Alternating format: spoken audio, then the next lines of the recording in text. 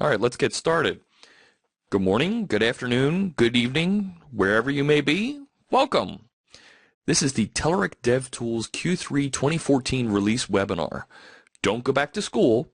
Use your .NET skills to go mobile. My name is Jeff Fritz. You can reach me on Twitter at C#Fritz. And I'm going to start us off here today talking about all the great new things that are available in the Q3 release from Telerik.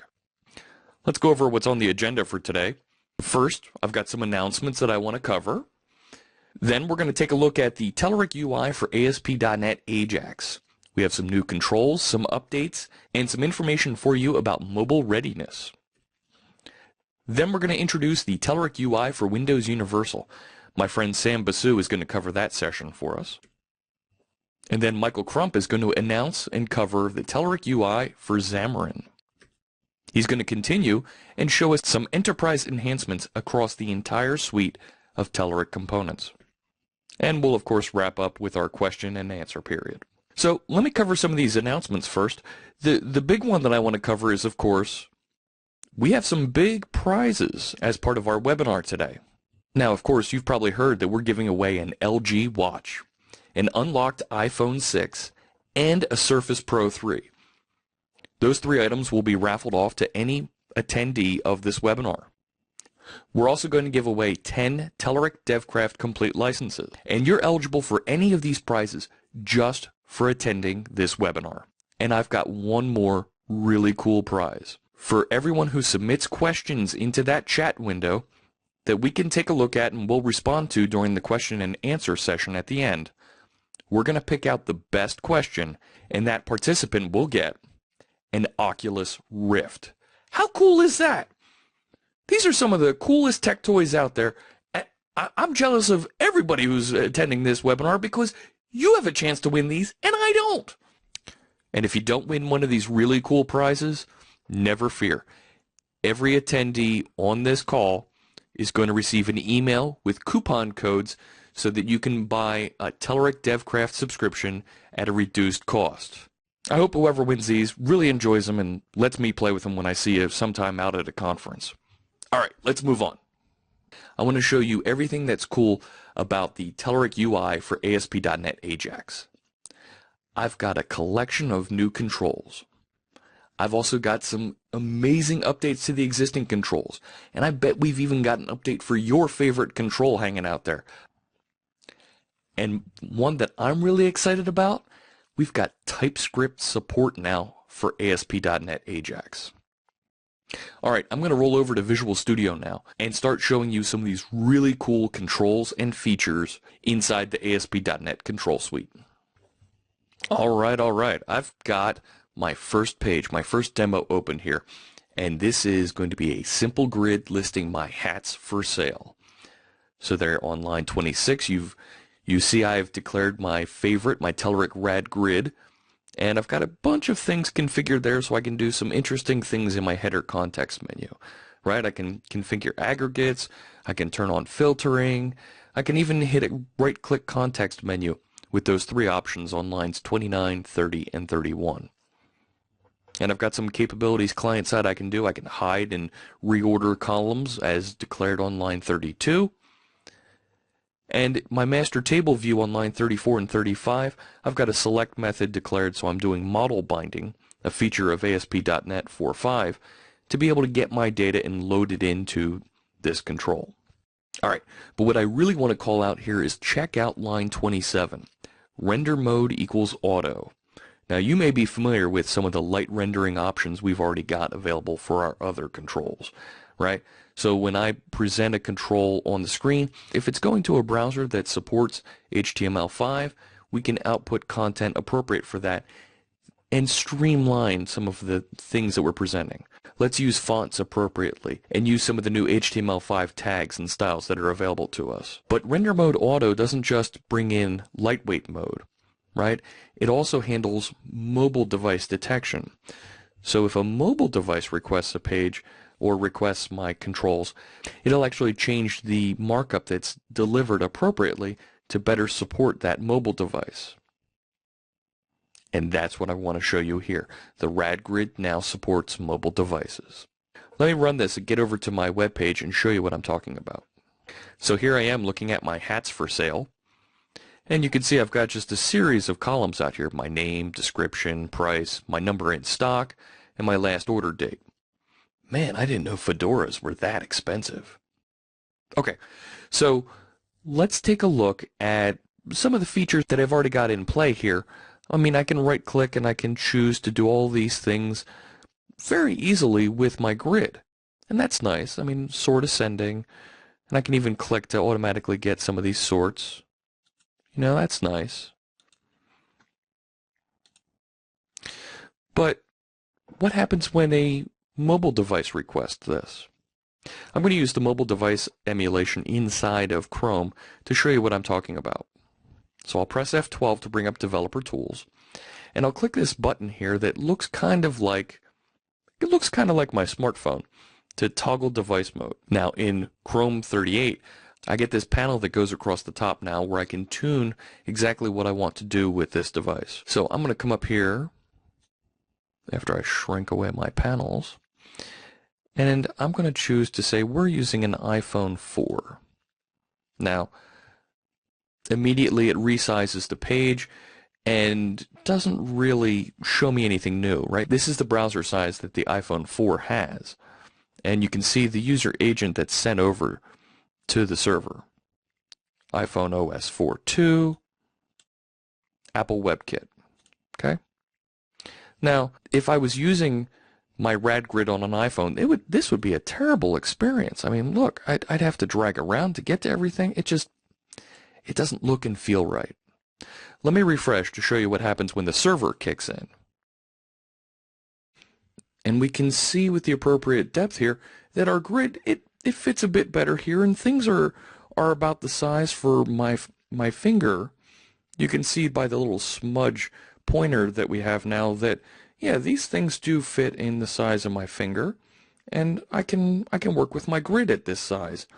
Now, given there is significantly more columns here than you may want to be able to work with on a device in portrait mode, I can click this orientation change button here to swap dimensions and refresh again, and you can see the grid size is a little bit better and fits landscape-wise inside my device a whole lot better, at least for the columns that I've chosen here.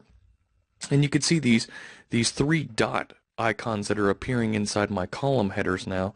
Those show me that there's an additional context menu on the header that I can work with.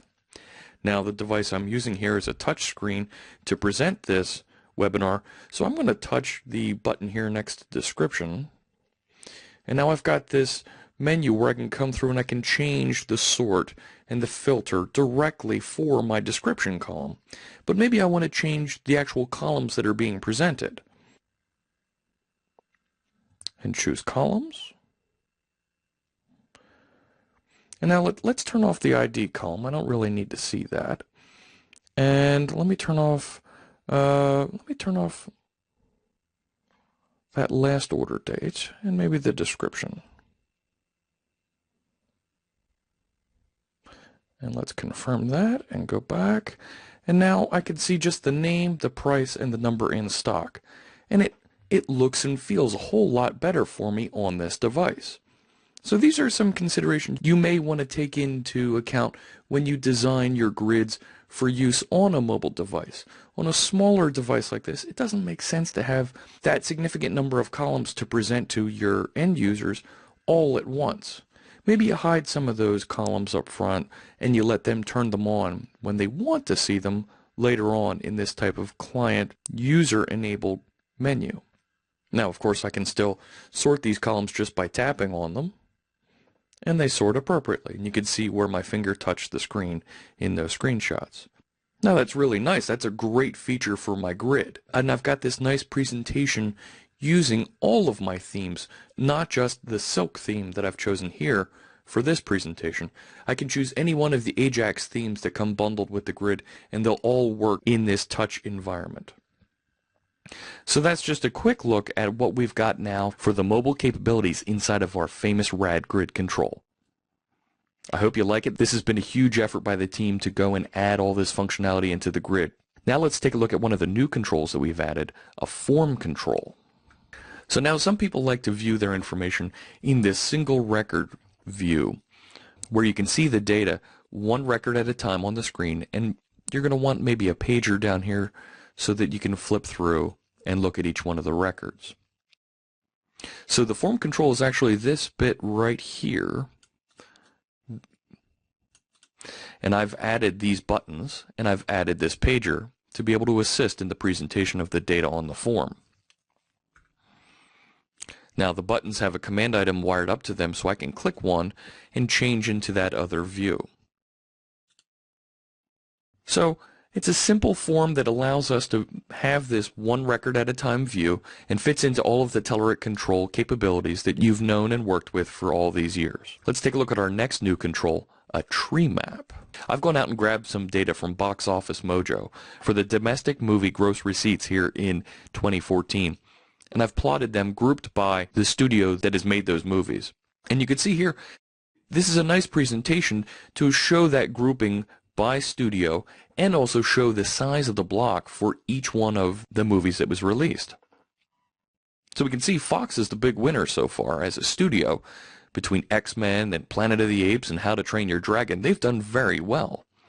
Where Buena Vista, Walt Disney Studios, they've had the #1 movie in Guardians of the Galaxy, and it looks like the #2 movie in Captain America. In just 3 movies, it looks like they've made as much, if not more, than Fox. So that's a nice view of it. Let me go over to Visual Studio and show you how easy it was to build this tree map. So take a look. I have a tree map that has a get select method. I've told it to line up my bars horizontally there on line 18. My data field is the ID of my movie. The parent ID points to the parent record, the studio that's made that movie. The text that I'm going to present is inside the name field, and the value is gross sales. That's real easy to build, and when I take a look at my code behind, all I'm doing is saying, go get all my movies, take the top 35, and mark them as queryable. Real easy to work with. As you'd expect, we have all kinds of features around the tree map to allow templating, to allow you to set options for colors. Take a look at the demos at demos.telerik.com/ASP.NET AJAX to learn more about how you can customize the tree map. Let's take a look at our next new control. This is the progress bar. We've already had a progress area control, but this is a simple progress bar that is just a horizontal bar that will fill and present itself as a progress on the screen, right? I can press start here and we'll see the progress bar fill up. Easy. Now this is all being managed client-side with JavaScript. Let me show you what that markup looks like. You see I have a progress bar control declared. I've set its maximum value as 100, its minimum value as 0. And then I've wired up a client event where on load I'm going to call progress on load. Similarly, I have a button that when clicked is going to call button click. Let me show you what that JavaScript looks like. So here you see I've declared a Telerik demo object, and then I capture my progress bar object on the progress on load method there on line 16. This way, when the button click happens on line 22, I can do a window set interval and just update the value of my progress bar with the progress bar set value method call on line 30. Nothing to it, just painting and filling the progress bar. You can customize the progress bar to make it vertical or horizontal, and you can also set it to have an indeterminate maximum value. Alright, we've got another control to take a look at. This is the control wizard. Now, maybe you have a multi-step process where you need people to fill out some information and go through several steps, including validation along the way. Here in this sample, we'll take a look at being able to key in some information about new hats. So here on this first panel, I'm going to key in some information about the name of the hat, a description to go with the hat, and perhaps that initial shipment that I received, the initial number of hats that I have in stock.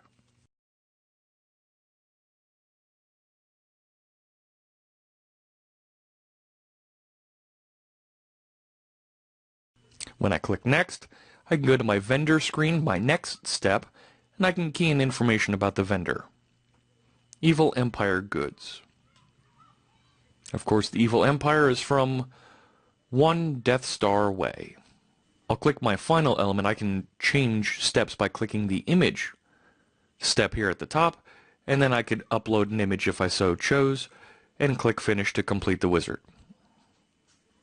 Let me show you how the markup for this wizard works. So here on line 24, I've declared my wizard control. And on line 25, I say rendered steps active. I only want to render the active step.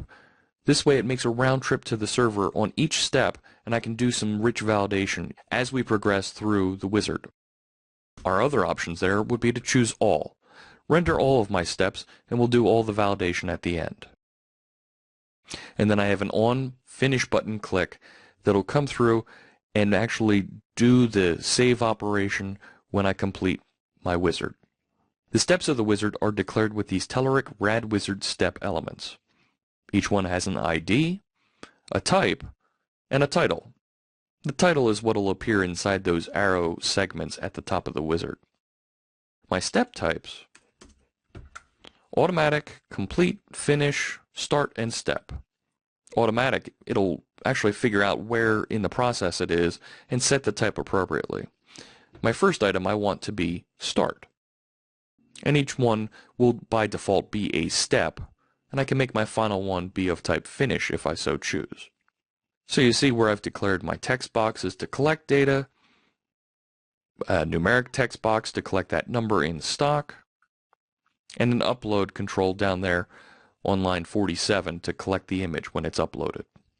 I don't have to create the buttons for the next and finish and previous. Those just are generated for me inside the wizard control. So if you have a multi-step process that you're going to work with and build for your customers in the future, I encourage you to check out the Rad Wizard because it'll automate some of that nasty back and forth logic that you would have to deal with normally between multiple controls. Alright, I've got more controls to show you here. Let me come over and show you my sixth control.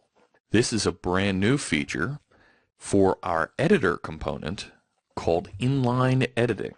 Have you had any pages where you're managing content, you want to be able to hand the management of that content off to your end users so they can click and just start typing? Check this out. I can click and start typing something really cool and get all my editor features, inline editor features right here.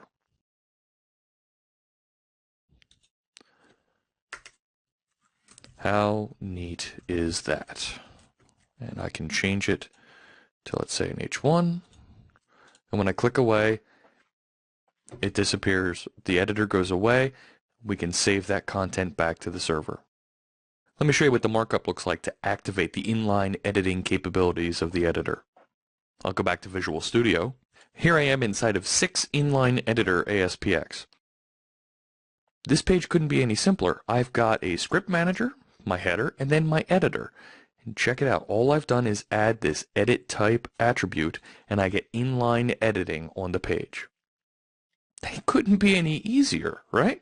I'm half tempted to go through some of the pages in documentation that I have hanging out there and be able to turn on inline editing automatically if you're logged in with an appropriate security credentials, so you can come through and start editing content, save it back, and update my help documentation very, very easily. That is so cool. Alright, the last feature I want to show you is actually all inside Visual Studio. So let me open up my 7th demo, and this is all about the grid. So here I've got a rad grid, and I've got a master table view. I'm just going to generate the columns coming out of it. And on row click, I'm going to call the grid row click method inside of this 7grid.js file. But you know what? Let's actually write that with TypeScript. So here's some very simple TypeScript that I've written. I've included a reference to my Telerik Web UI DTS file. That's the definition of all the objects that are made available to me by the AJAX controls. And I've created this grid row click static method here. Now, just like my normal grid row click methods that I might implement inside of JavaScript, where I receive a sender and a collection of arguments, here I'm receiving a sender that is of type Telerik Web UI grid selection, and my arguments are grid data item event args. So now I get some really neat IntelliSense to work with my grid by saying things like args, and look at that, all of my methods that I normally would have to go hunting through documentation to find are sitting right here, ready for me to be able to work with. It doesn't get any easier than this. So check it out. All I'm doing when there's a row click, I'm going to call a standard JavaScript alert, and I can say get data key value, and I want the ID data key. Simple. For this demo, it just makes the point. When I save my TypeScript, it gets rendered out as JavaScript, and it's good, valid JavaScript, right? I've got a self-executable function that returns into that grid management object, and it appropriately configures my grid row click function, and it looks just like my normal JavaScript that I would have written prior to TypeScript, but I'm using TypeScript to get that great IntelliSense, that great object-oriented development that I'm used to inside of C#, but now in JavaScript. And I don't have to worry about my objects being passed in trying to figure out what type they are. I'm declaring this is the type that I'm going to receive. Let me just show you what that looks like real quick here. So there's my grid, and when I click on something, I get my alert firing. So TypeScript is now available for all of the AJAX controls. It's a TypeScript definition that you can download. I've included mine in my project right here in my scripts folder, but you certainly don't need to deploy it with your application when you go into production. So let's review what we've covered.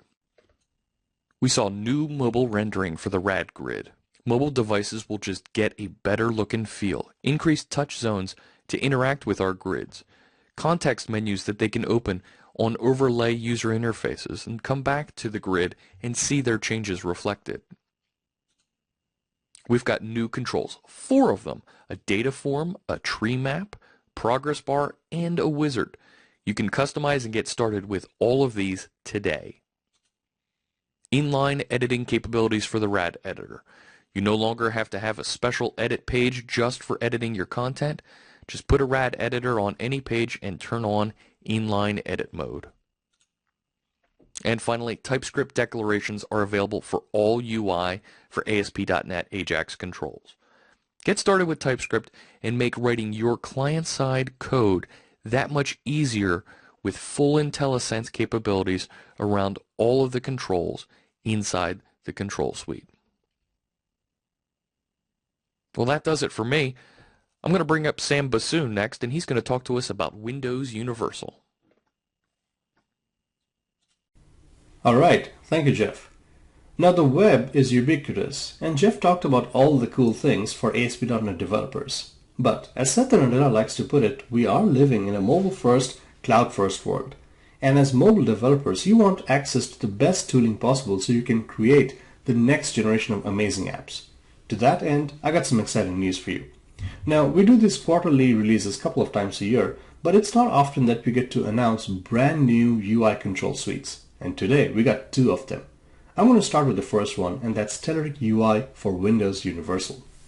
Now, before we begin, let me quickly introduce myself. My name is Sam Basu, and I'm a developer advocate for Telerik. And here are a couple of places where you can reach me online. My email, my Twitter, and my blog, with Twitter being possibly the quickest way. Now, before we dive into the Telerik UI for Windows Universal Suite, let's take a quick step back and talk about why you should consider writing universal apps in the first place. 2014 was a very busy year for Microsoft. They shipped the Windows Phone 8.1 update, the Windows 8.1 update, and last September they announced Windows 10. It really is a terrific time to be a Microsoft developer with lots of opportunities coming up.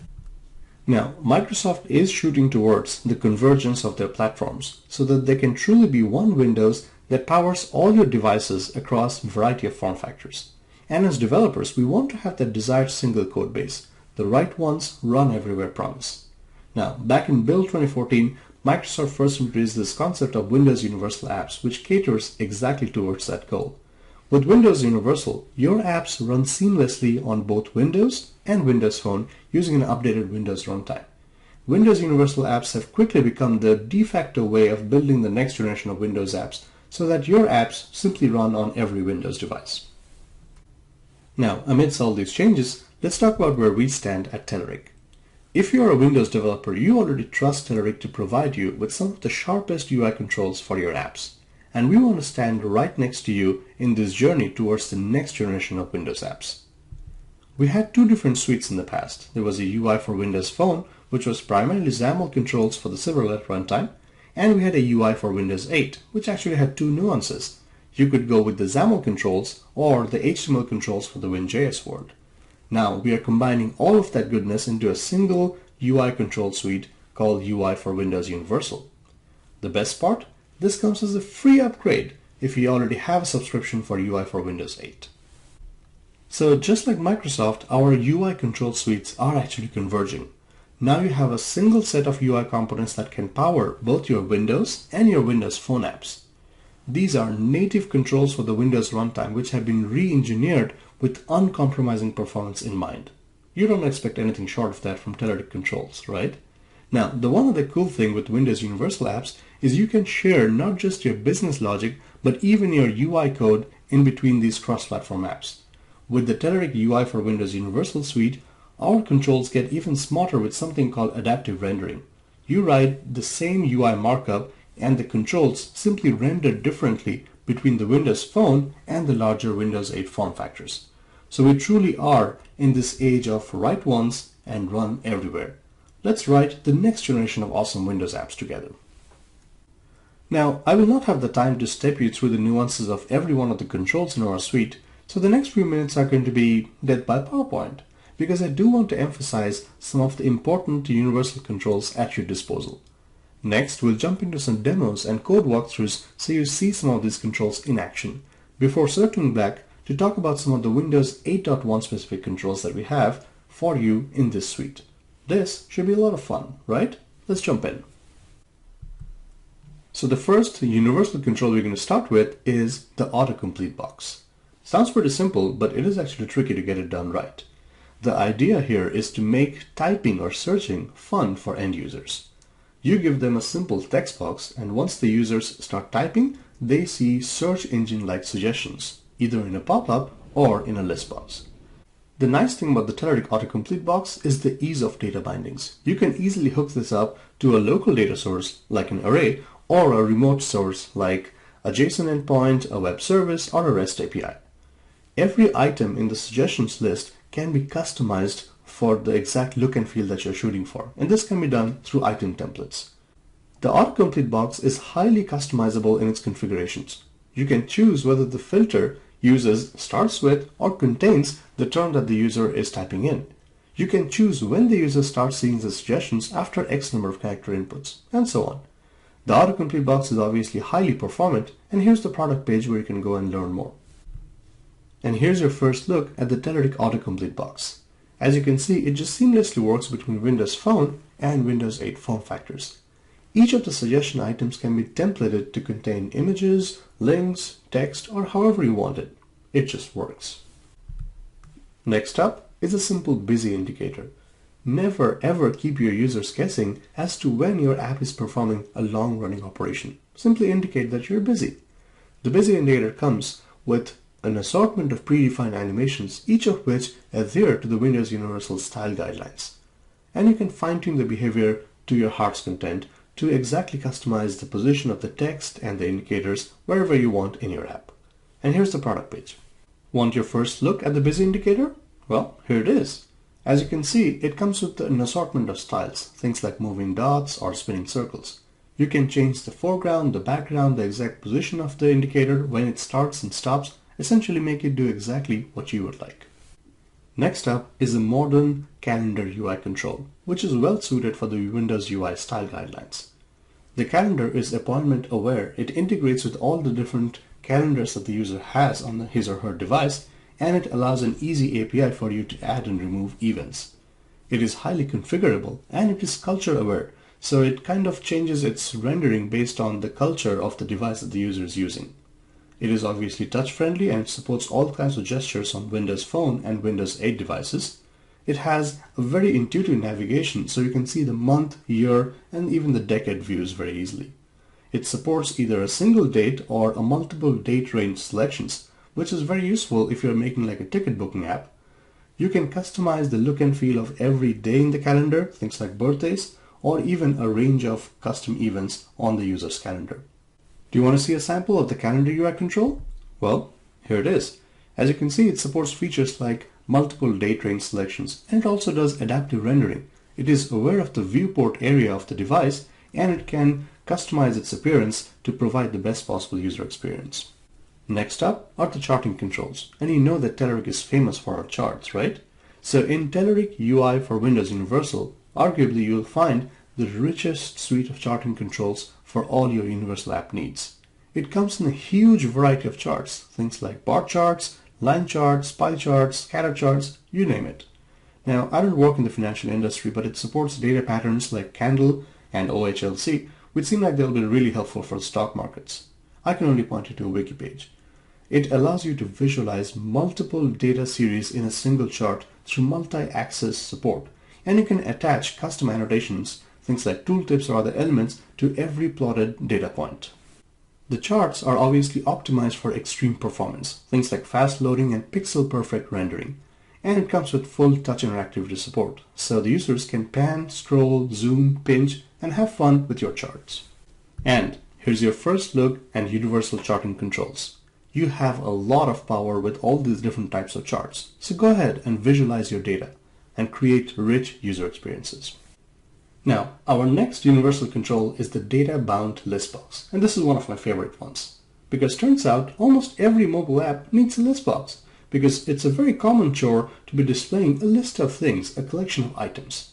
Now, keep in mind, there is a default list box in the Microsoft tools, but this, the Telerik data-bound list box, is completely on steroids.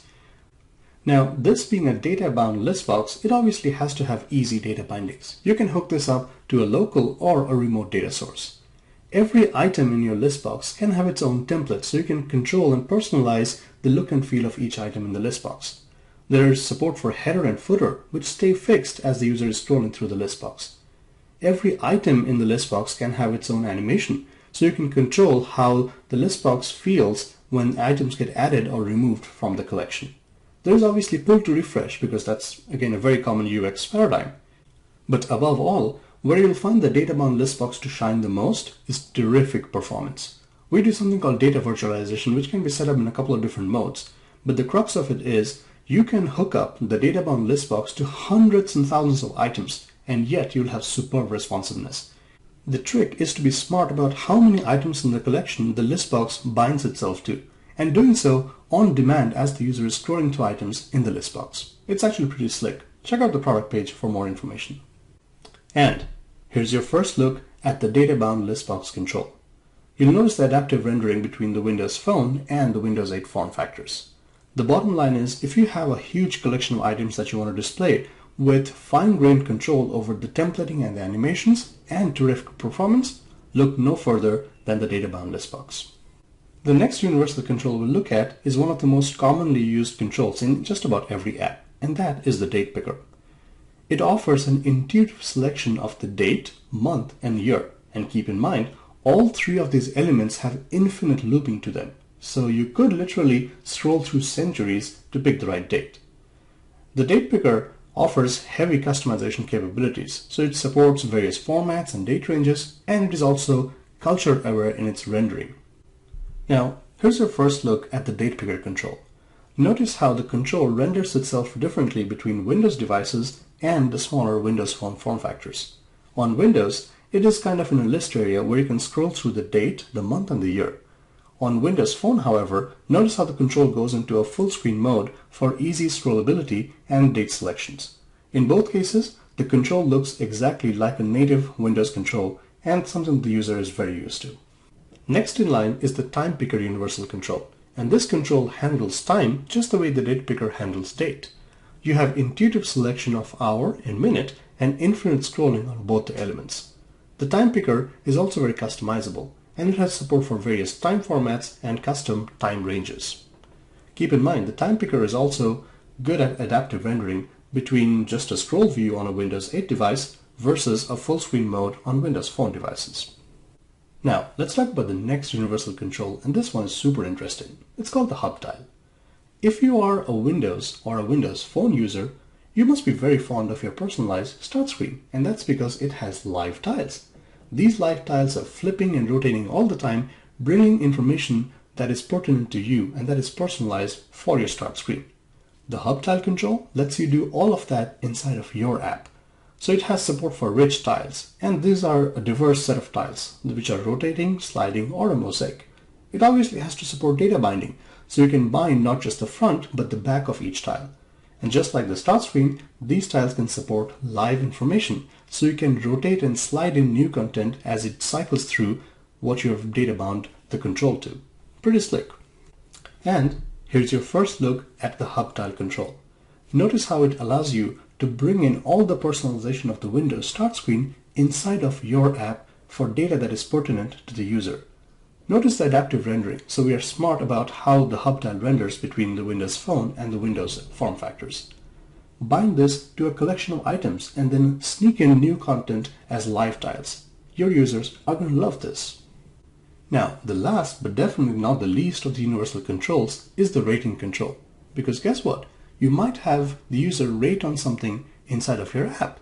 So the rating control is highly customizable. It can be horizontal or vertical in its orientation, and it has support for any types of shapes which can act as the rating element. It also has support for display precision, so you can visualize how the user is going to see fraction of ratings on each item. And here's a quick look at the rating control inside of a Windows device as well as a Windows Phone form factor. So by now we have seen an assortment of new universal controls in the Telerik Windows Universal Suite. Now, I know what you're thinking. That's a lot of slides, right? Let's jump into code. We are developers, and let's see some of these controls in action. Alright, so I'm inside Visual Studio, the place where we spend most of our days, right? Now, keep in mind, before you start using the Telerik Windows Universal Controls, you have to have the latest bits installed. The product page went live last Monday, so go ahead, download and install the bits on your machine. If you have already been using the UI for Windows 8 Suite, you should see the free upgrade pop up inside of Visual Studio or the Telerik control panel. Okay, so the few examples I'm going to walk you through are actually a part of a quick start project, which you will get as a part of the install. So don't worry too much about the code, you'll have it.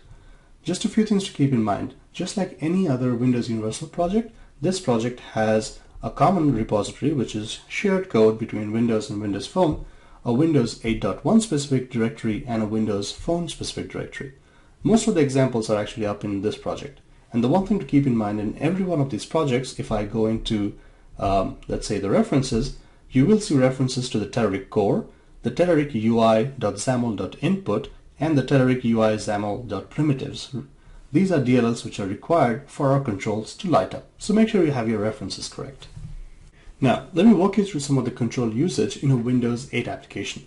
You can just as easily fire up the Windows Phone application and see some of the same controls in action. Rest assured, you will see that adaptive rendering we have been talking about.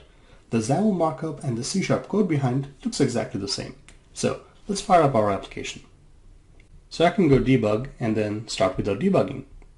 And it's running in my local machine, and voila! So here's the sample app. And it's actually a pretty nice app. In the single app, you have all of the controls that we have talked about, the Windows Universal controls, and then later on we'll look at some Windows 8.1 specific controls, but it's all right here. You can walk through an example and see each one of these controls in action, along with some code samples. Alright, so let's begin here with the simple autocomplete box. I have a text area here. Notice the watermark before I start typing. This is essentially hooked up to a Flickster API, which is just a movies database collection. So if I go in here and type in Harry, I should be able to find all the Harry Potter movies, and then I get to select from the suggestions menu, and then I have my selection before I have to complete the whole typing. So just what an autocomplete box should be. Now if I swipe here to the right hand side, you should see some of the configuration options that the autocomplete box offers. Let me hit the settings button here. Now you see that I can set the filter mode to starts with or contains. I can set the watermark. I can set how many characters should the user type before he starts seeing the suggestions, and so on. Alright, so back in our code, here's the little bit of XAML markup that it takes to render the autocomplete box. Notice the Telerik input? That's just a namespace declaration. Beyond that, we define our rad autocomplete box, and now we have available all the different configuration properties. Things like the watermark, things like the header text, the filter mode.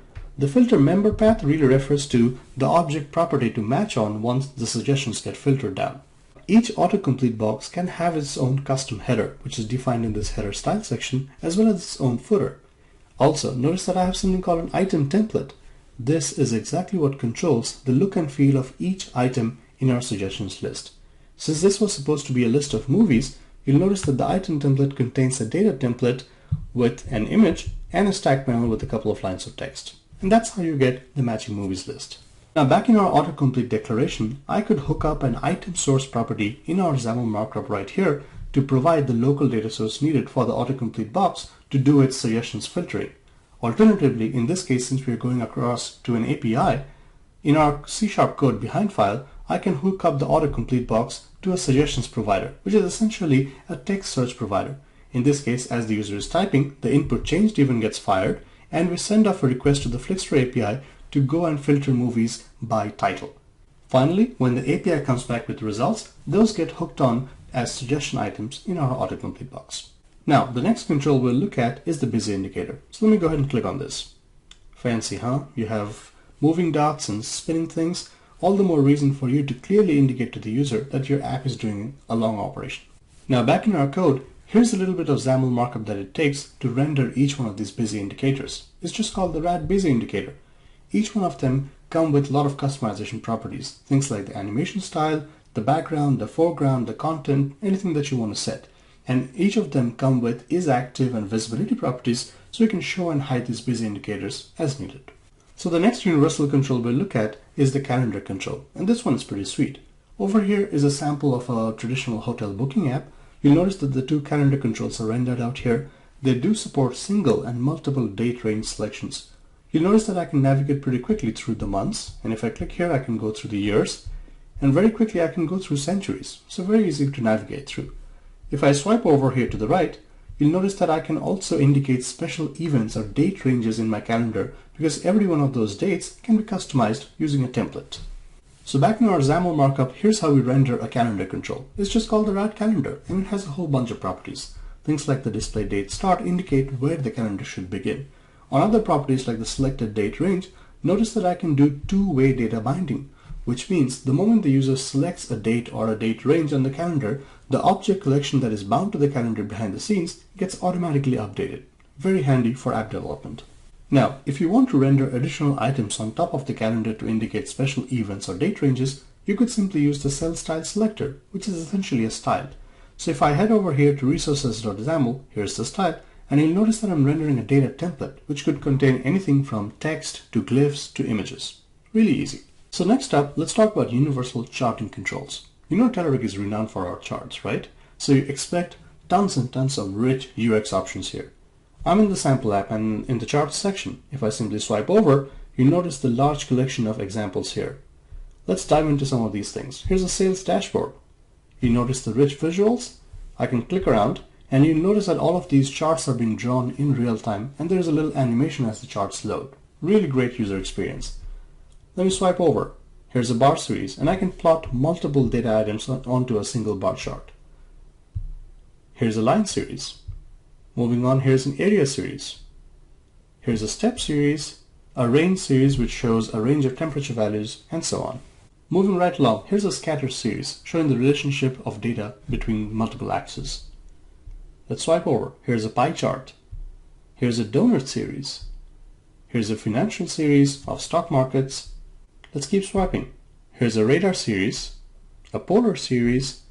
Here's the stock and series indicators using the candle and the OHLC data patterns. Furthermore, there are annotations, so you can add data to specific points on every chart. Let's keep going. Multiple axes, which means you can plot multiple data series on the same chart without actually having to use multiple charts. So you have a bar chart here on the x-axis and a line chart here on the y-axis. Pretty sweet. Moving right along, there can be interactivity on your charts. So as I simply hover over, see I'm getting data on all of these stocks as I hover. If I keep going, here's empty values. So the charts can actually support empty values if the data collections simply miss a few data points.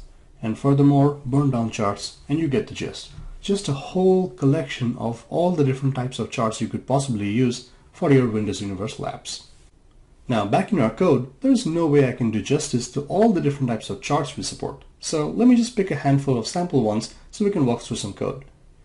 Here's a rad pie chart. This rendered one of the pie diagrams that we saw before. You'll realize that we are setting up a pie series here, which has an item source property. This is the object collection that provides data to our pie chart. Notice how we are setting up a value binding. This is exactly the object property that we map in our pie chart. Then there are label definitions and so on. Every one of our charts has a huge number of properties which can be set either in our XAML markup or through C# in our backend code. Now here's another piece of sample code. This one rendered the multiple data series in the two different axes of the same chart. Here's our rad Cartesian chart. The two things to note here is here's a vertical axis which is actually rendering a linear chart which is bound to this collection called GTP label. If we scroll a little further down, you'll notice that there is a horizontal axis which is actually rendering a bar chart which is bound to the GTP selection collection. So, a lot of options where you can render multiple data series inside of the same chart. All these different charts provide you with an arsenal of controls. So go ahead, visualize your data and amaze your user. Now the next universal control we'll look at is the data bound list box. And this, if you remember, we had noted is on steroids. So let's take a quick look. Over here we are going off to flickr.com and pulling back some nature pics. Notice how we can use item templates to customize exactly how each item in our list box looks like. And this guy sports supreme performance as a list box. Now here's the XAML markup which renders our data bound list box. It's just called the rad data bound list box. Notice how pull to refresh is a simple property and it's set to true. Notice how we have a rad fade animation every time an item is added into our collection. We also have a virtualization strategy in place which says go get 4 pictures at a time as the user is scrolling through our list box. Now here's a little bit of C# code in our code behind. Notice how we are setting the source property of our data bound list box asynchronously to a collection of pictures that we are pulling down from Flickr, and this we are doing using the async and await C# pattern. Now next up, let's take a look at our date picker and time picker universal controls together because they're very similar. So here's the UI for our date picker. Notice that I have the date, the month, and the year. Watch the smoothness of scrolling as I do this. Incredible, huh? The same experience you get with the time picker. Now for the hour, minute, and the AM or the PM. Again, very smooth scrolling. Now these things are very easy to set up. Simply drop the rad date picker or the rad time picker in your XAML markup, set up a few properties, and off you go. Next up, let's take a look at the awesome hub tile universal control. And this, if you remember, brings all the coolness of the Windows start screen to your app. Here's your first look. See the fun? There's a picture hub. These are live tiles which slide and rotate with new information. That's so much fun and an awesome user experience. Now, back in our code, here's some of the XAML markup which rendered the hub tile controls. Keep in mind, the hub tile controls are essentially placeholders, and you can put whatever content you want inside of them. Here's a rad slide hub tile, for which we can set up a top content and a bottom content. You can set up your own rad custom hub tile with a front and a back. Here's another rad slide hub tile, and you'll notice for its bottom content, we're actually setting it to an entire chart inside of the hub tile. A little further down, we have things like the mosaic hub tile and the picture rotator hub tile. So go ahead, bring in all the goodness of the start screen inside of your app. Last but definitely not the least is the rating universal control. Now this is a simple rating control, but I really miss this in the default Microsoft toolkit. So here's the stars for my rating control. I really like TrueGrid, so it gets 5 stars. If I go into my settings here, notice how it comes with a couple of default options for the rating element. I can make it a heart sign. You can actually set the rating control to however and whatever custom object you want. And remember, it does offer precision, so you can show a fraction of a rating. So back in our code, here's a little simple XAML markup that renders the rating controls. It's simply called a rad rating, and it can obviously be data bound to a collection. It has simple properties like the empty icon content template, the filled icon content template, which allows you to customize exactly how the rating element looks like. So that's it with most of the new universal controls for Windows and Windows Phone apps. Now, I'm running a little late. I can feel Michael waiting. So let's get back to the slides. So now that we have talked about all the new Windows Universal controls, let's talk about a few of the other pieces that are also a part of the suite. And these are some hard-hitting Windows 8.1 specific controls. Why, you ask? Well, for a couple of reasons. Some of these controls have been re-engineered from their Windows 8 counterparts to be Windows Runtime compliant. And also, compared to UI for Windows 8 HTML controls, there were a few gaps in the XAML controls. So now we have full feature parity. Everything that you had in UI for Windows 8 XAML is already a part of UI for Windows Universal. So let's walk through some of these new controls. So first up is the bullet graph. This is a very simple control, but it can be very handy. Simply put, it helps you visualize progress, and you can orient this horizontally or vertically. It shows you an easy plotting between a projected value and a featured value, so at any time you have instant access to the overall progress on a certain task. Alright, so next up is the all-important data grid. This grid is native, it's rich in its features, and extremely powerful. Now you would think that the true data grid really belongs in a desktop or web world, but not if it has been optimized for touch and extremely performant. The Windows 8.1 data grid is really a master at data virtualization. So you bind the grid to hundreds and thousands of records, it will still be super responsive. The data grid also sports a lot of other features like customizable cells where you can control templates to render just about any type of data. You can have in-place data edits for each one of your cells, so the users can edit the data right inside of your grid itself. And just like any other Telerik grid, you expect the data grid to support sorting, grouping, filtering, and selections. Another really cool feature of the data grid is the built-in data storage provider. If you have to store some relational data locally from your Windows app, you don't have to go and install SQLite and learn the whole thing. We provide you nice object relational mappers so you can write C# and LINQ queries to have full CRUD operation access on top of your data right from the grid itself. And here's a quick look at the Windows 8.1 data grid. It really shines on a tablet form factor. Alright, so next up is the data storage. And we kind of started talking about this from a grid perspective. This is a framework element that does not have its own UI, but it's super handy. This is local storage made easy. It is using SQLite under the covers to store relational data, but you don't have to deal with the C++ complexity. You can write simple C# or JavaScript to have full CRUD operation access on top of your data. And this is something a lot of us developers are used to having the comfort of. We like storing our data locally, and then when we have network, we like doing a cloud sync with our backend services. So next up is the mapping control. And this is very flexible and so much more than just a mapping control. It uses native direct 2D rendering of geospatial data with full touch support. So the panning, scrolling, pinch and zoom, it's all good. It has support for the popular S3 shapefile, but also you can have your custom shapefiles. So which means you can actually use the map to render things like a hotel floor plan or the seating maps at a stadium. The mapping control has support for custom layers on top of the shapefiles, and it is optimized for minimum memory footprint, so it can remain super responsive even after rendering thousands of shapes. And here's a quick example of the kind of visuals you can pull off with the mapping control. It's really flexible. So next up are the rich gauges that you're so fond of in your Telerik suites. These are great for dashboard type visuals and really work in the tablet form factor. You can have a radial gauge with circular scale with numbers and ticks, or a linear gauge with a linear scale and a data range. These gauges come with a variety of indicators and rich animations built in.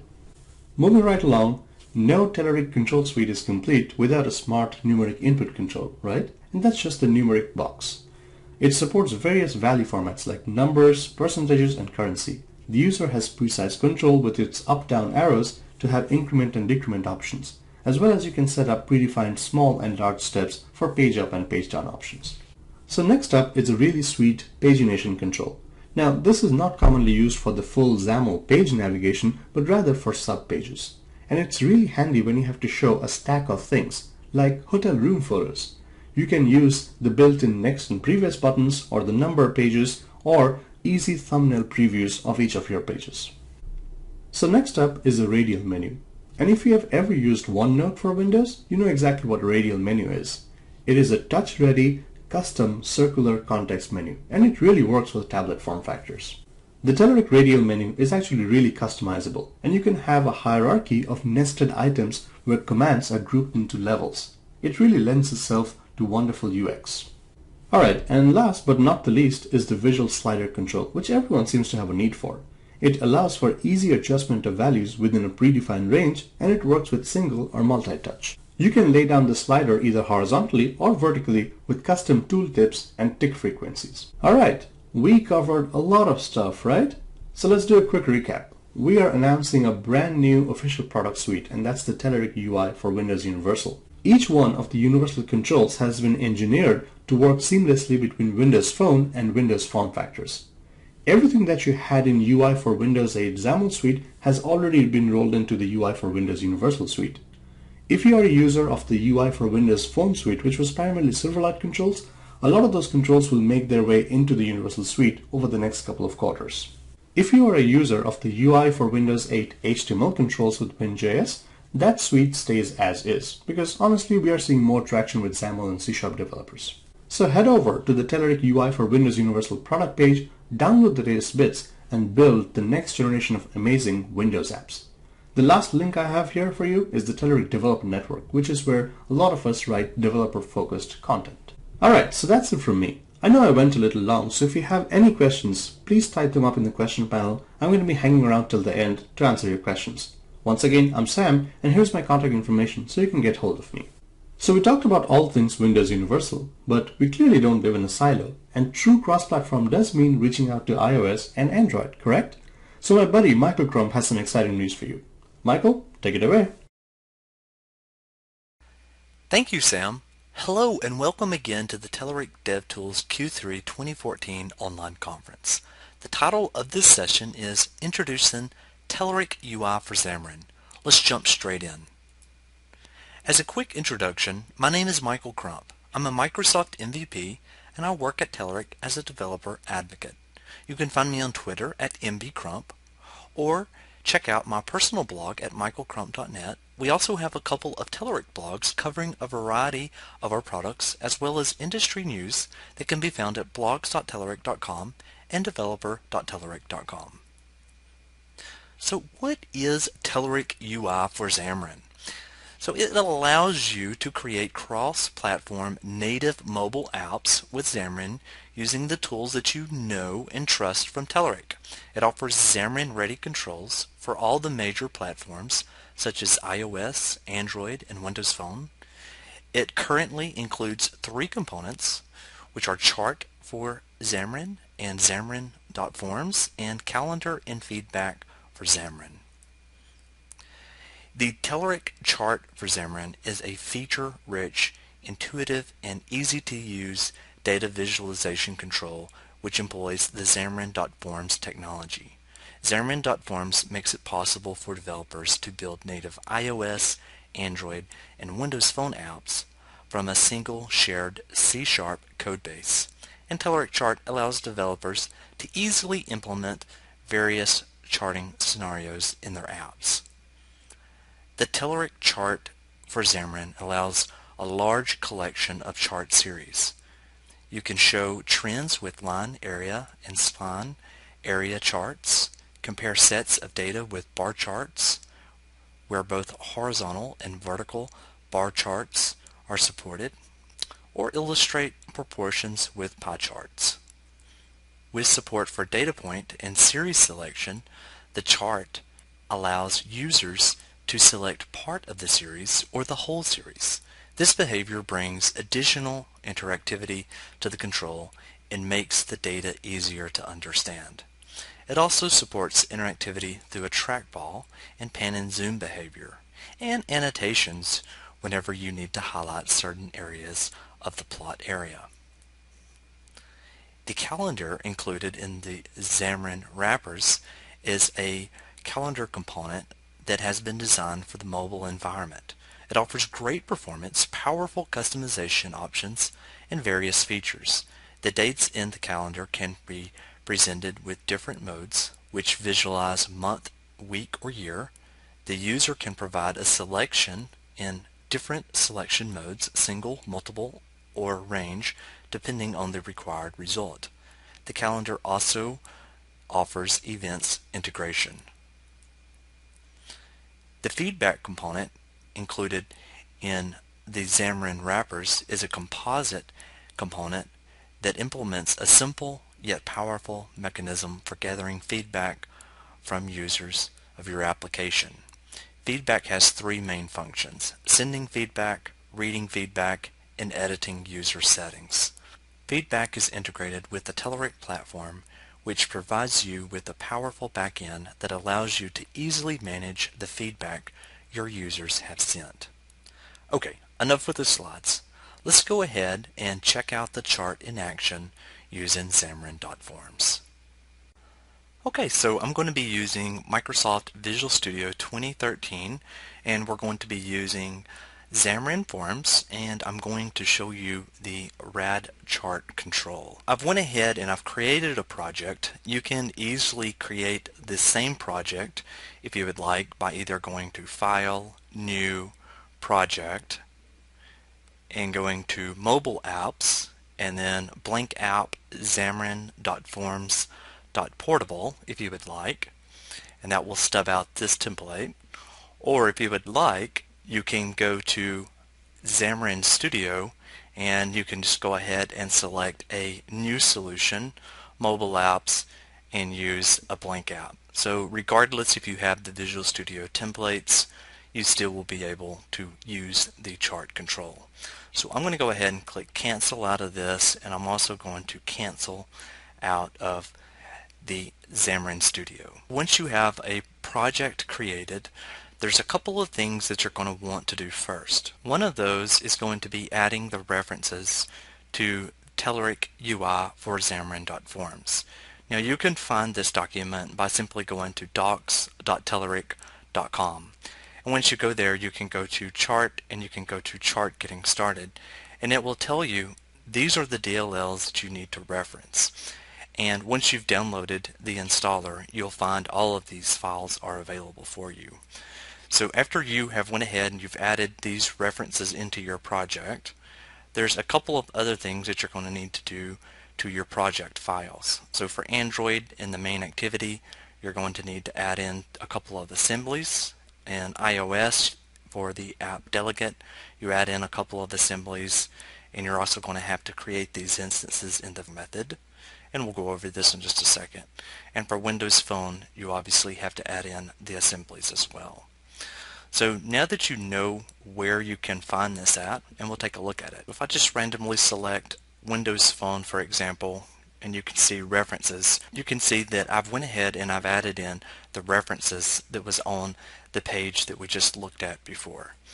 After I added the references, I did the same thing for the iOS project, the Android project, and the portable project, and then I went in, and as the documentation suggested, I went ahead and added in the assembly references. So once I did that, I actually didn't touch any other code in any of these projects. So the WinPhone project was left alone. In the iOS project, the only thing that I added was inside of the app delegate these two lines of code for the Telerik.XamarinForms.ChartRenderer.iOS.PyChartRenderer and for Cartesian chart renderer. And for the Android project, I simply added in just the assemblies, and again, I did not change any of the code here. So what code did I actually change? So all of the code is actually, the shareable code is maintained in our portable project. So I'm going to go ahead and expand that. You can see that we have the references added here. By default, the program starts with the app.cs. The only thing I've changed here is I've changed this to a return new main page. Before it was just displaying a hello world. And then I added in a Xamarin form called main page, which you can see how those match up there. So inside the main page, I really haven't done anything just yet. I have added a reference to the Telerik chart, but I have not put any XAML in here yet. I've also added in a view models, which is going to map to this folder, which we'll take a look at in just a second. But that's all the code that I have inside of this main page.xaml. Now, just to start and kick things off, I went ahead and I have added some code to the main page.xaml.cs just to show you that you're going to be able to create these great compelling apps through code behind or through XAML, whatever you would like. So in our main page.xaml.cs, I've went ahead and I've added in a background color, and you can see that's going to xamarin.forms.device.onPlatform. We're going to make it white and then transparent, and then we're going to spin up a new chart. So a var chart equals new rad Cartesian chart. We're going to give it a horizontal axis, vertical axis, and then we're going to have a binding context, which is a categorical view model, which we'll take a look at in just a second. We have this series. I'm going to start off by just taking a look at the bar series, and then a series.set bindings, and then bar series item source property, and it's going to be new binding on categorical data. And then we're going to have a value binding on something called value, and then a category binding on something called category. We're going to use chart.series.add series, and then this.content equals chart. So with this code, and with taking a look at our view model, our app's going to run across all these different devices. So in the categorical data.cs, you can see that I just have a category and I have a value. The category is an object, the value is just a double. There is inside of the chart view model, when this class is first called, you can see that I just have a public class categorical view model. We're instantiating a new random, and then we also have an array of categories and just a couple of names here.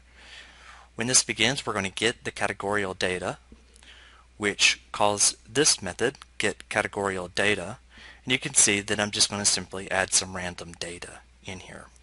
So let's go ahead and let's take a look at what this looks like sharing it across all three platforms. So I'm going to close out of that, collapse that branch. I'm going to go to WinPhone first. I already have an emulator ready for that, and I'm going to make sure that I've got a good clean build. I'm going to click build, and now I'm going to go ahead and launch the emulator. So as soon as I launch the emulator, you can see that this obviously matches up with our data here, and we're sharing all of the data just using a portable class library and Telerik's rad chart. Let's stop it, and let's now go ahead and go to Android, and we're going to set that as a startup project. And since that's set as the startup project, I'm going to see here, you can see I'm going to target an Android device. I'm going to actually use a physical device I've got on my machine called my Nexus 5. Obviously there's other emulator options that you could select if you have already pre-configured different AVDs. I'm going to use my device because it's a little bit speedier, and I'm going to go ahead and I will build that project. Once it's finished building, I'm going to go ahead and run it, and then I'll share my screen with you. So I'm going to hit start, and this is deploying to my local device.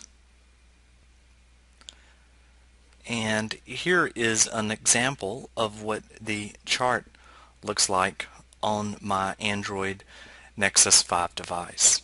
So you can see already we've just deployed the same code, and we're seeing it working on Android. We have also seen it on Windows Phone.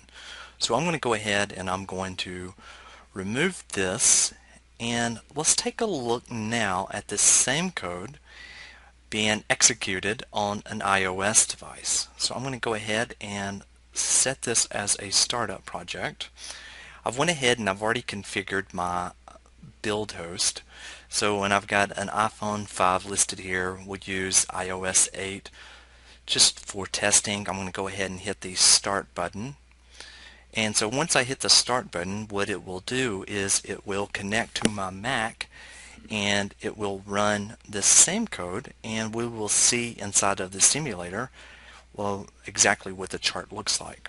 So I'm going to go ahead and VNC over to my Mac. And here I am, I'm on my Mac. I'm going to go ahead and log in here.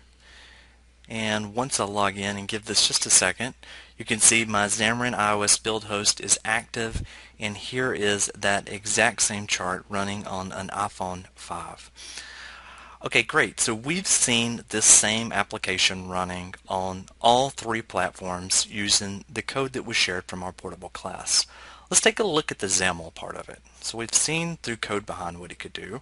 So I'm going to go to the portable class. I'm going to go to my main page.xaml.cs, and we will comment out all of this code. So we're no longer using any code behind. I'm going to go to the main page.xaml, and now I will declare all of this through XAML. I'm going to begin by using a Telerik chart, which was defined here in our XML namespace, rad Cartesian chart. Then I'm going to set up a Telerik chart rad Cartesian chart dot binding context to the view model of categorial view model. Next up is the horizontal axis. You can see I'm using Telerik chart categorial axis, and then we have a vertical axis, which is going to be a numerical axis, and then we have series. So something that may be very common to XAML developers is using the binding expressions. So we can see we have a Telerik chart. We're going to use a bar series. An item source is going to equal to binding categorial data, and then we have a value binding, and this is going to be on the property name data point binding of value, and then we have a category binding on just one called category. You can see the rest of our closing tags here. So now that we've declared this through XAML, we no longer obviously need the code behind, and we've already have a reference here to our view model, which is located on this line. So I can run this same application. We'll switch over this time back over to Windows Phone, and I'm going to put that as our startup project, and I can go ahead and hit the build button. So if I hit the build button here on Windows Phone, you can see our application will run and it will compile just as we would expect. Okay, great. So now we've seen that has been declared completely through XAML. And now that I stopped this project, we can go ahead and we can take a look at deploying the same code to our Android project. Again, I'm going to go set as project, set a startup project. I'm going to click start, and once I click start, it takes it just a second, and you can see our chart is being displayed there as well. Now I can change the orientation, which I haven't shown yet, so I'm changing the orientation on my physical device, and you can see it's adjusting there as well. Okay, so what if you wanted to try another series type? So let's stop this. Okay, so we've taken a look at a bar series. Let's see what it would actually take to change that to an area series. You know, be pleasantly surprised that it's really just changing the word from bar to area. So what I'm going to do is I'm going to take this whole series and I'm going to replace it, and I've replaced all the words that had bar with area, and so now we have area series. Our Windows Phone is now set as our default project. I'm going to go ahead and launch this inside of the emulator.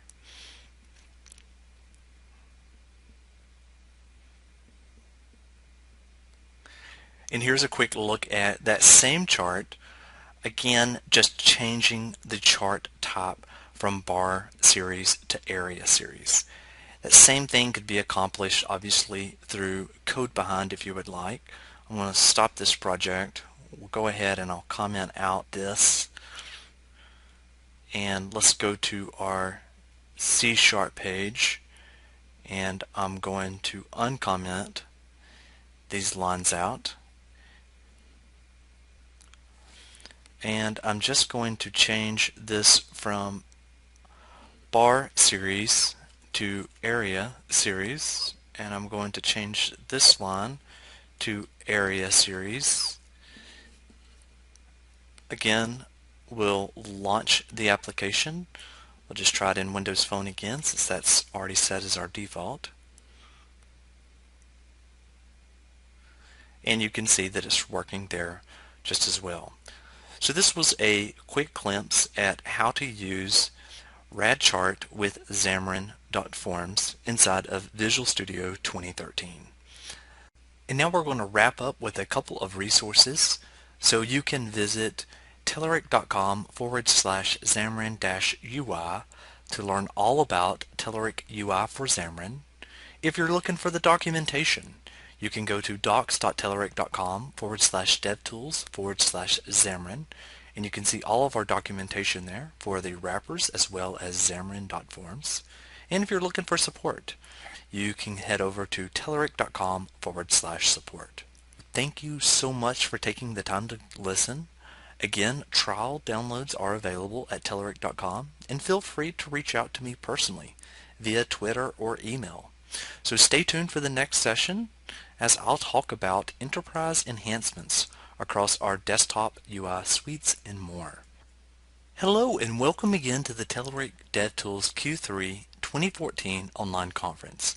The title of this session is Enhancements for the Enterprise Developers. Let's get started. In case you missed the last session, my name is Michael Crump. I'm a Microsoft MVP and I work at Telerik as a developer advocate. You can find me on Twitter at mbcrump or check out my personal blog at michaelcrump.net. We also have a couple of Telerik blogs covering a variety of our products as well as industry news that can be found at blogs.telerik.com and developer.telerik.com. So what is new for enterprise developers?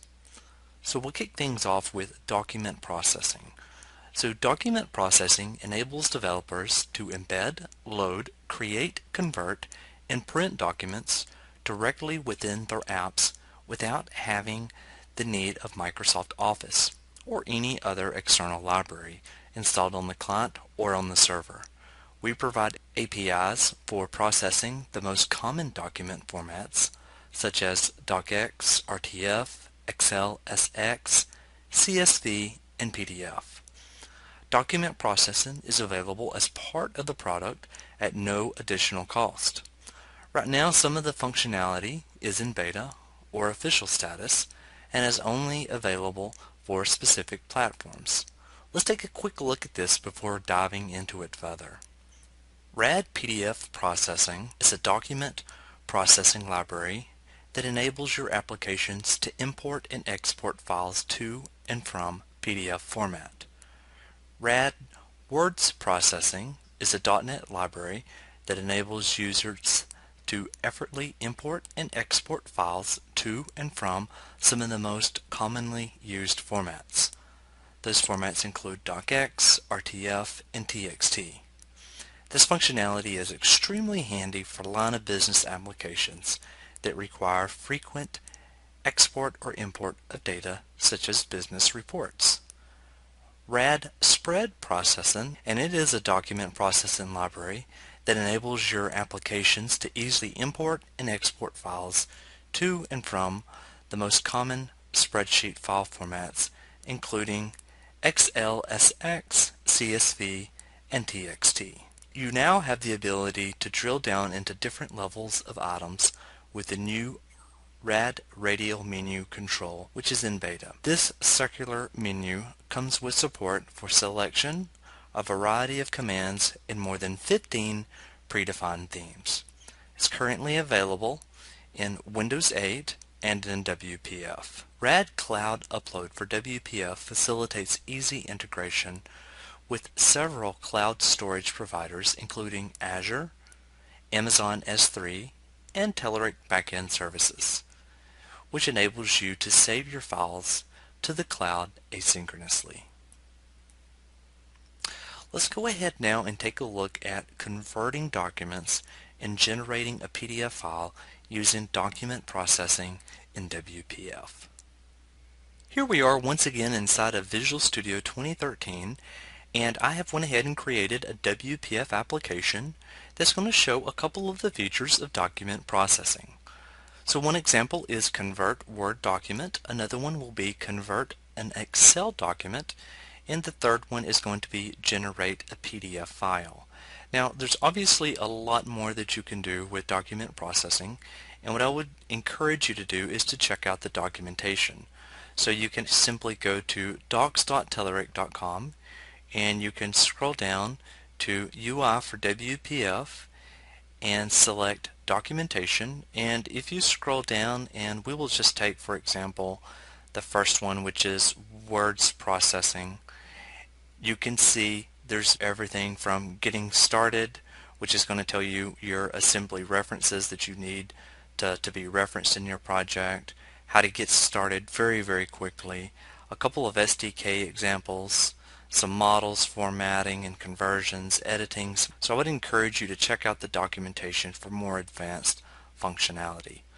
I'll go ahead and close out of Internet Explorer now, and we will examine the project structure. I've created a project and I've went ahead and added the references that we just saw just a second ago, and then I created a folder called demos where it'd be very easy for you to find this code again, or the code that relates to the specific feature that you want to see again.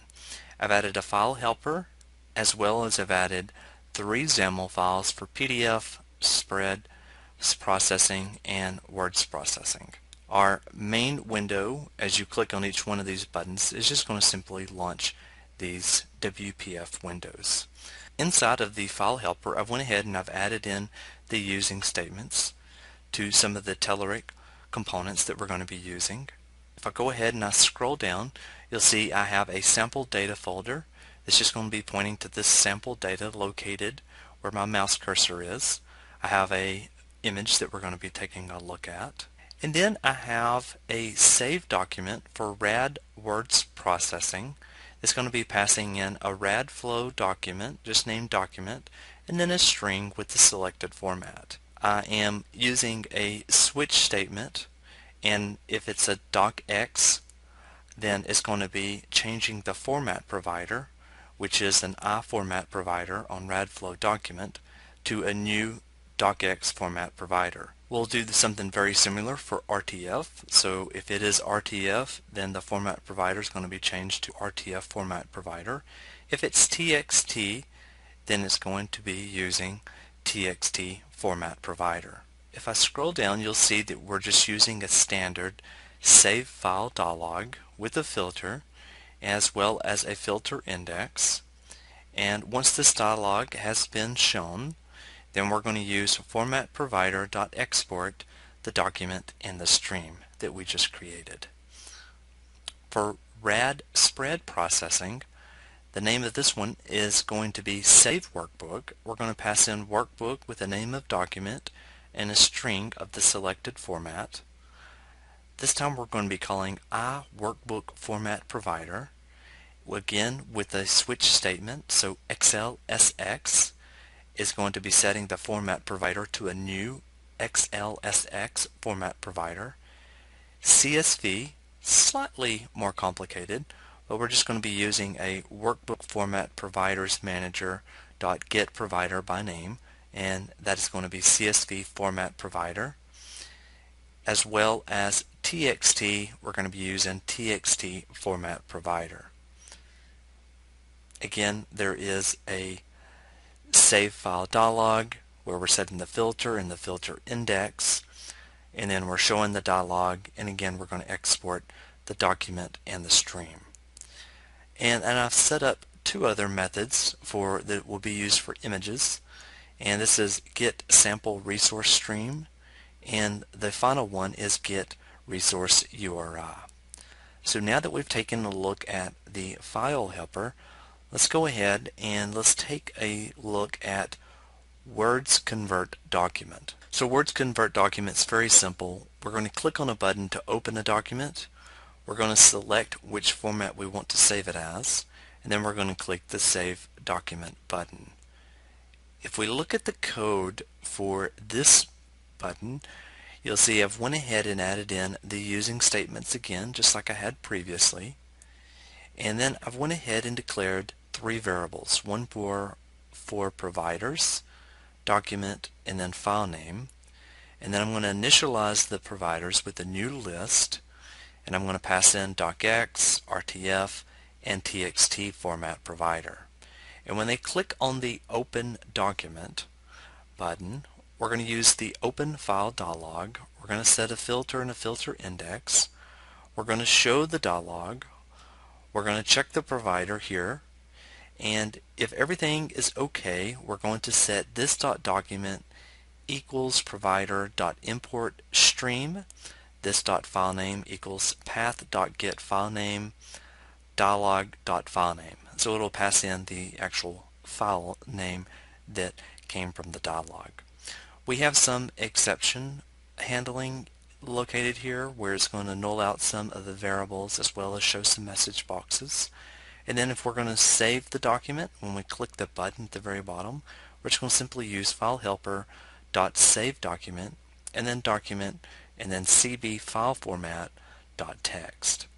So I tell you what, just to start things off, let's go ahead and click on the Start button, and I'm going to select Convert Word Document, and if I select Open Document, we're navigating out to my temp directory, and I'm just going to name this is an existing document that I had called sample document. I'm going to select it. It's already docx format. I'm just going to change it to txt format, but before I do that, I'd like to show you the file, and here is an example of what that file looks like.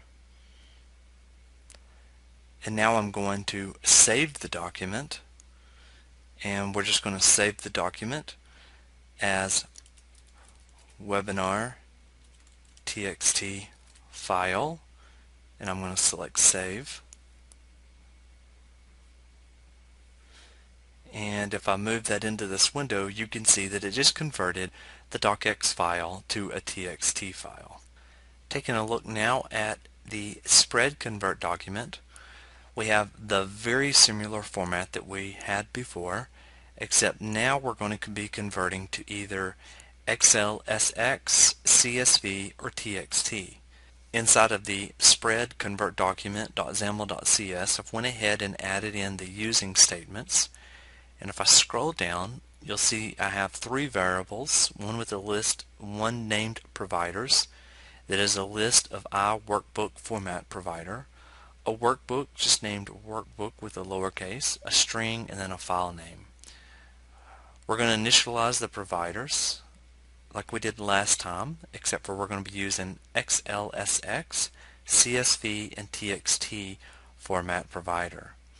When they click on the Open Document button, all of the same similar code appears again. We're just going to open a file dialog, set the filter index. We're going to show the dialog.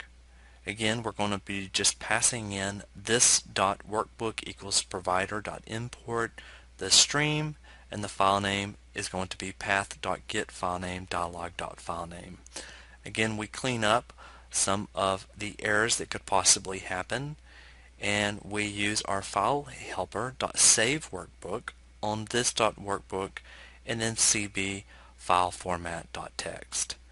If I run this application again, I'll go ahead and I'll select Convert Excel Document.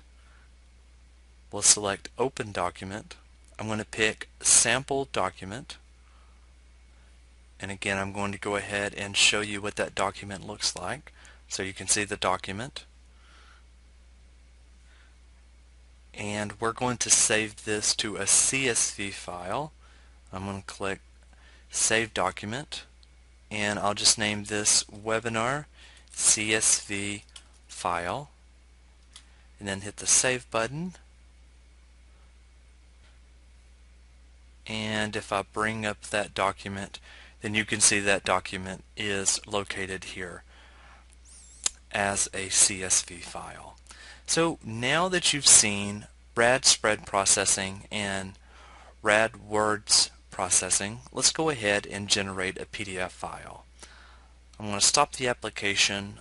I'm going to go to the PDF generate document. You can see it's just a button. I'm going to look at the code behind file. I've went ahead and added the using statements, and I've went ahead and added in a default left indent and then a default line height.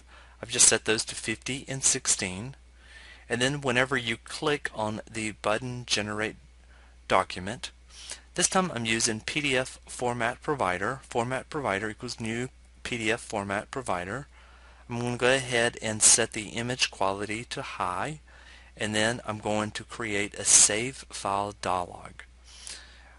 When it shows the save file dialog, I'm going to open a file. I'm going to create a rad fixed document. Just give it the name of document. This .create document. So now we're going to go ahead and call this method. And if I scroll down, you can see it. So we're setting up our rad fixed document. We're going to set and go ahead and add a page. We're going to set the page size. The content editor is going to be given the page that we instantiated here. And we're going to go ahead and add editor.position.translate and a default left indent of say 50. Here's where I'm going to use the file helper to grab a sample resource stream, which is PDF processing wpf.jpg, and then we're going to go ahead and draw that image. We're going to set a couple of variables here, which is current top offset, and then an editor.position.translate, default left indent, and then a comma current top offset, double max width, and this is just going to actually just do some subtraction between our page.size.width and then a default left indent, and we're going to call this .draw description, editor passing in the max width, and inside of the draw description we're passing in a fixed content editor just named editor and then a double of max width. We create a block. We're going to fill that with a black as the fill color. We're going to set the horizontal alignment as well as the font size. Then we're going to try to use a font that we have declared here. We're going to set it to italic and even bold, inserting some text, and then we're going to change the font family again. Then we're going to insert some more text, and then we're going to just draw the block. Finally, we are going to simply return just the document. I'm going to hit the start button. I'm going to click generate PDF file, generate document, and we'll name this webinar PDF file. It returns saying that it has saved.